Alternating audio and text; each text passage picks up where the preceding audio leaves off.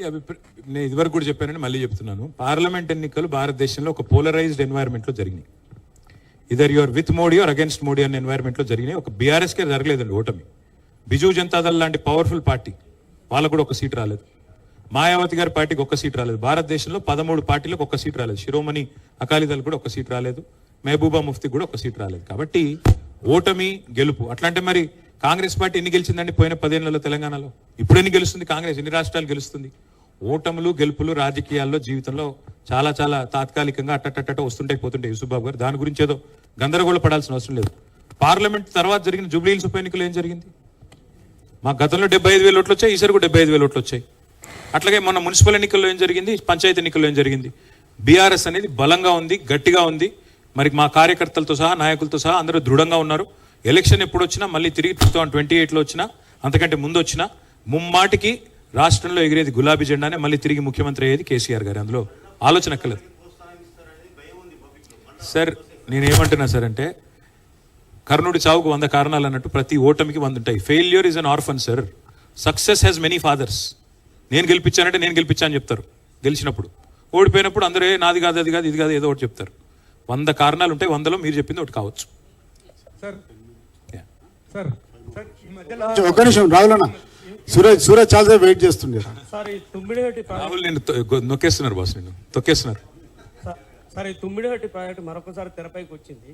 మహారాష్ట్ర సీఎంకు లేఖలు రాసిన ఇప్పటికి 2 సార్లు అని చెప్పేసి ముఖ్యమంత్రి ప్రకటిస్తున్నారు. అసలు ఈ తుమ్మిడిహట్టి ప్రాజెక్టు మళ్ళీ అసలు సాధ్యమా? అసలు 2,000 ఎకరాలు ఇవ్వలేదా? సూరజ్ గారు, ముఖ్యమంత్రి గారు ఆడే డైవర్షన్ గేముల్లో తుమ్మిడిహట్టి ప్రాజెక్ట్ ఒకటి. 2.5 ఏళ్ళు అయిపోయిందండి వాళ్ళ ప్రభుత్వం. 50% టైం అయిపోయింది, ఇంటర్వెల్ అయిపోయింది సినిమాకి. చేసేది ఉంటే ఎప్పుడో చేయాలి కదా, ఎందుకు చేయలేదు? ఇంకోటి ముఖ్యమంత్రి గారికి తెలియదా? ఆయన ఆఫీస్లోనే లేఖలు ఉన్నాయి. గతంలో దేవేంద్ర ఫడ్నవీస్ గారి కంటే ముందు పృథ్వీరాజ్ సింగ్ చౌహాన్ అని ఒక ఆయన ముఖ్యమంత్రి ఉండేది ఆ మహారాష్ట్రకి, కాంగ్రెస్ ముఖ్యమంత్రి. ఇక్కడ కిరణ్ కుమార్ రెడ్డి గారు ముఖ్యమంత్రిగా ఉన్నారు అప్పుడు 2013 ప్రాంతంలో. కాంగ్రెస్ పార్టీ ఢిల్లీలో కూడా అధికారంలో ఉంది యూపీఏ రూపంలో. సో ఆంధ్రప్రదేశ్లో కాంగ్రెసే ఉండే, మహారాష్ట్రలో కాంగ్రెసే ఉండే, కేంద్రంలో కూడా కాంగ్రెసే ఉండే. ఆ రోజే తుమ్మిడిహట్టి గురించి పృథ్వీరాజ్ సింగ్ చౌహాన్ గారు ఉత్తరం రాసినారు. మేము ఏ పరిస్థితుల్లో కూడా 152 మీటర్లకు ఒప్పుకోము, ఏ పరిస్థితుల్లో కూడా ఒప్పుకోము. ఇప్పటిదాకా మీరు పెట్టిన ప్రతి రూపాయి ఖర్చు కూడా నిష్ఫలం అవుతుంది, ఇన్ఫ్రక్షియస్ ఎక్స్పెండిచర్ అవుతుందని చెప్పి కాంగ్రెస్ ముఖ్యమంత్రి ఉత్తరం రాసిండు. తర్వాత మేము వచ్చిన తర్వాత మేము కూడా ప్రయత్నం చేసాం. మొదటి 9 నెలలు కేసీఆర్ గారు స్వయంగా, హరీష్ రావు గారు స్వయంగా అక్కడ ఇరిగేషన్ మంత్రి గారితో, అక్కడ ముఖ్యమంత్రి గారితో పోయి కలిసి రిక్వెస్ట్ చేసి, సార్ మా ప్రాంత ప్రజల ఆకాంక్ష ఇది ఒప్పుకోండి అంటే, దేవేంద్ర ఫడ్నవీస్ చెప్పిన మాట ఏంటంటే, ఈ ప్రాజెక్ట్ కట్టొద్దు, ముంపుకు గురయ్యేది నా ప్రాంతమే అని చెప్పి నేనే పోరాటం చేసిన, నేనెట్లు ఒప్పుకుంటానండి, సమస్య లేదు, 152 మీటర్లు ఒప్పుకునే సమస్య లేదన్నాడు. ఇదంతా రేవంత్ రెడ్డికి తెలుసు, తెలియక కాదు. ఇప్పుడు ఏంది డ్రామా? తుమ్మిడిహట్టిని ఆయన కట్టినట్టు ఎవరన్నా నాకు తెలియక అడుగుతా, పక్క రాష్ట్ర ముఖ్యమంత్రి అపాయింట్మెంట్ ఇవ్వడండి అని అడిగితే, అడిగే పద్ధతులు అడగాలి. నువ్వేదో ఉత్తరం రాసినా కాదు కదా, నువ్వు పోయి అడుగు, కలువు. ఒక్కటి మాత్రం పక్కా బ్రదర్, రేవంత్ రెడ్డి చేసే ఏ పనిలో చిత్తశుద్ధి ఉండదు.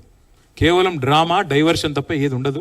డ్రామా, డైవర్షన్, డిస్ట్రక్షన్, ఇది మాత్రమే ఆయనకు తెలుసు.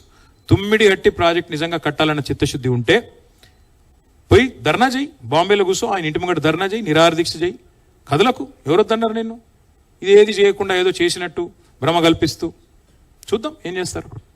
సార్ ఈ మధ్య హిమాంశు సిరిసిల్లలో హల్చల్ చేశాడు sir. So can you see in him the emergence of ఎందుకన్నా పాపం పిల్లగాని ఎందుకు చెడగొడతారన్న మీరు? వదిలేండి. ఆయన ఏదో దేవుడి దర్శనానికి పోయినాడు, ఏం హల్చల్ చేశాడు పాపం. వాళ్ళ దోస్తులు 2 అమెరికాకి వెళ్ళి వచ్చిండ్రు. 2 అమెరికా ఫ్రెండ్స్ కాలేజీలో చదువుకుంటున్నాడు, ఆయనతో పాటు వచ్చిండ్రు, ఎండాకాలం సెలవులను వచ్చిండ్రు. గుడికి తీసుకుపోయిండు. గుడికి తీసుకుపోతే ఇవాళ రేపు సోషల్ మీడియా ప్రపంచం ఇది. సోషల్ మీడియాలో ఏదో ఫ్రెండ్స్ పెట్టుకున్నారు. పిల్లలు, ఇప్పుడు మీ పిల్లలు కూడా ఉంటారు రాహుల్, సోషల్ మీడియాలో పెట్టుకోరా? దానికి పాపం ఆయన ఎందుకు గుంజుతున్నారు? ఇప్పుడు ఇళ్ళకి వచ్చి నేనే బాధపడుతున్నా, ఇప్పుడు ఆయన ఎందుకు మధ్యలో? కేటీఆర్ గారు 23 ఎన్నికల్లో జిహెచ్ఎంసీ అసెంబ్లీలో బాగా పర్ఫామ్ చేసింది బీఆర్ఎస్, కానీ రూరల్ తెలంగాణలో ఆ స్థాయిలో చేయలేకపోయింది. దానికి కారణం ఏమనుకుంటున్నారు? 28 ఏమీ లేదు బ్రదర్, 420 హామీలు లేదండి, 420 హామీలు. 10,000 ఇస్తే 15,000 ఇస్తాం, తులం బంగారం ఇస్తాం అని చెప్పి అడ్డగోలు మాటలు ఏదైతే కాంగ్రెస్ చెప్పిందో దాన్ని కొన్ని చోట్ల ప్రజలు నమ్మారు. అంతకంటే ఏమీ లేదు. ప్రజలు నమ్మారు. ఇవాళ నమ్మిన వాళ్ళు బాధపడుతున్నారు, అయ్యో అనవసరంగా నమ్మాం వీళ్ళని. ఇప్పుడు చివరి గింజ దాకా ధాన్యం కొంటా అంటున్నాడు ముఖ్యమంత్రి. పంటలకు బోనస్ ఇస్తానాడు 500 రూపాయలు. ఎక్కడని ఇచ్చారండి? చివరి గింజ కాదు, తొలి గింజ కొనట్లేదు ఇవాళ. రైతు భరోసా ఇస్తాడు 15,000 అన్నాడు. ఒక్కరికి వచ్చిందా భరోసా 15,000? కాబట్టి ఇట్లా నమ్మి కొంత మాకు ఇంకోటి తేడా ఎంత బ్రదర్ మాకు వాళ్ళకి 1.8%. మొత్తం స్టేట్ వైడ్ చూసుకుంటే 4 lakh ఓట్స్ డిఫరెన్స్. కాబట్టి మొన్న మాకు జరిగింది ఏదో భయంకరమైన ఓటమని నేను అనుకోవట్లేదు. 119లో 39 గెలిచాం, 37% ఓటు తెచ్చుకున్నాం, 1.8% తేడాతో 3వసారి పోటీ చేశాం. ఇంకొకటి మళ్ళీ చెప్తా ఉన్నాను, నేను గుర్తుపెట్టుకోండి, 14లో ఒంటరిగా పోటీ చేశాం, 18లో ఒంటరిగా పోటీ చేశాం, 23లో కూడా ఒంటరిగానే పోటీ చేశాం, అయినా గణనీయంగా ఓట్లు తెచ్చుకున్నాం. కాబట్టి ముమ్మాటికి మళ్ళీ ఒంటరిగానే పోటీ చేస్తాం, తప్పకుండా తిరిగి అధికారంలోకి వస్తాం.